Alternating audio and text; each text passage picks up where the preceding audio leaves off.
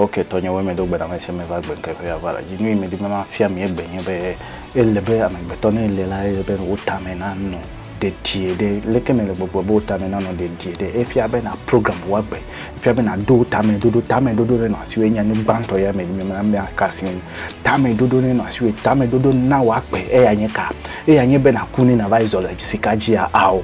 me be de tame do li ejebe ne na no as one no asiwo la gbe ya me anye be no ka agbe ni vivina wo jiji me viwe elenye kpole moji fifala ni me dibe ma fia ole moji anye be no ka be na senkume na de kemele yiva bobo ede ko ejebe na senkume na change pe na tro pe susu tro pe tame susu joma vomele te fere kenawo agbe ma vomele te fere kenawo agbe ma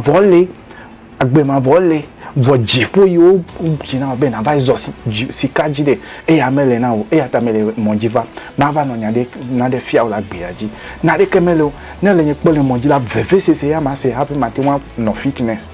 si biema footballers alo iko dara ni ami yo pete pobo se won la e fia be un se de le aussi vvcc o to na me happy na gbogboju e ta agbuye si gbole ma jata me zoko ya ko wa no na de ano fefe le gbe me ko apo apola awo de o dada ade jata elan le no le do zoble wu e dade happy na to po be agbe vivina ne happy atu pon na de le me agbe na de le e je be na mi le na de yo le yevu gbe me be risk e je be na take up risk happy na to pon gogbe no mi to take rules lo o ma to pon gogbe ate la gbe no na de le o ma to pele agbaji o ejebe na konkume sese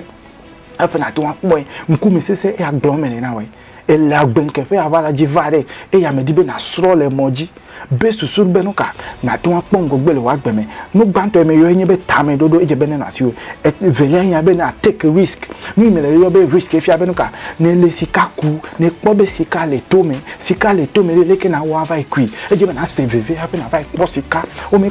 chal o me zo ko ya o vai po sika o e ya gba me le na we e vele happy o monu na pu na we de ejebe na no wo mi le yo be persistent alo consistent na to no na de was nu ni le wo na no wo ejejejejejeji happy na to master le me na po nyu video me la wa po be video me wo gbanto la me we yi me nyale wo video bo wa po be fifu la me la si trole wu menye de me de videos ko ni me de YouTube ko vo le ni po le moji na de ya me di be na fia na ma fia le moji na de me di be na so le moji e fia be wo ntoche ati wa tro wa gbe no wonto ati wa tro akwa vivi no me tro la ma tro amerike ma tro wa tro na we me le gbogbo be na tro wo ta me susu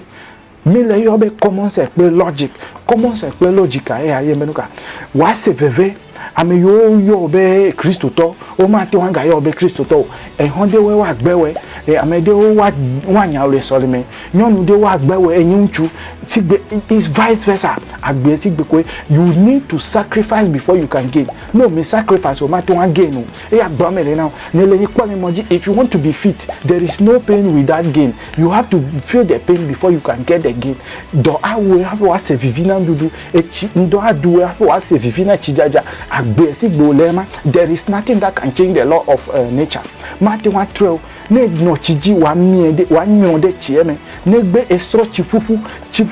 leke osuro ne ni eve afi nya gba mele na mi dibe ni akpongo gbedede ne dibe ya senkume de jibe na senkume ne na akpongo gbedede lo agbeme maiji mebe na de ule ejebe na gbenu le doku ogbo underline gbenu le doku ogbo elebe na gbenu le na doku o for example enye de kapo enye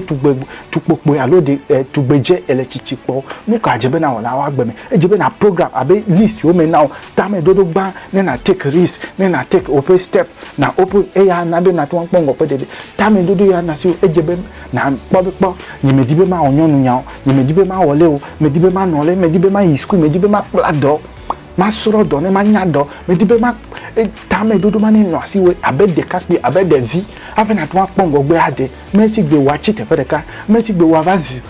wa va chi hian me dade hian de e ya nye fuwa me e ya nye joma vola ni gbaji hian de do vi amegbeto hian veve sisi ya onyela mi gbaji ni ma blewo nya tefe de kai me le gbogbo na we agbenke fe ya bala ni dagbe ya me le ba pia na me sia me mebe dokuji dudu ya nyi nu gba nu ya manga gbo na o fi ko pedeji nu mebe gbenu le doku ogbo gbenu le doku ogbo ya nyenu gba yi me yo vai eyi manga yo nyebe doku ji dudu ejebe na doku o le program de o me wa doku o le na de o me hon itanye chema yi a me ya nya gbe o ne anya so obe bibla kwa gagbo obe o de nu kata fe mo na me vo me nyu kata inyo na ame o nya te fe o nye it is logic, it is common sense. Et pour les commencer ya onye ta nyate fe gbome na ya gbenke fe abalaji ne va mojire me bia dagbe na we me be me gango bo ne va jagba ne na subscribe na ma ele nye ko le mojile video ya mele ni mele chichi na we nye be ha fe na save vivi na gbiere e jibe na save. It is logic. You need to work before you can reap the benefit of your work. You need to sow before you can reap the product of the farm. Nyate fe e jibe na fanu ape na to anye o me fanu baloko o aha ejebe na senku me sesema gbomele na nele yin po me blo le yin video de ka mebe me ganye alela yin gbaji o ejebe na yin jata ejebe na yin data because of the quality of jata ejebe na yin eagle ejebe nuka na yin line ati wan na benka agbe avivi na we because they don't feel those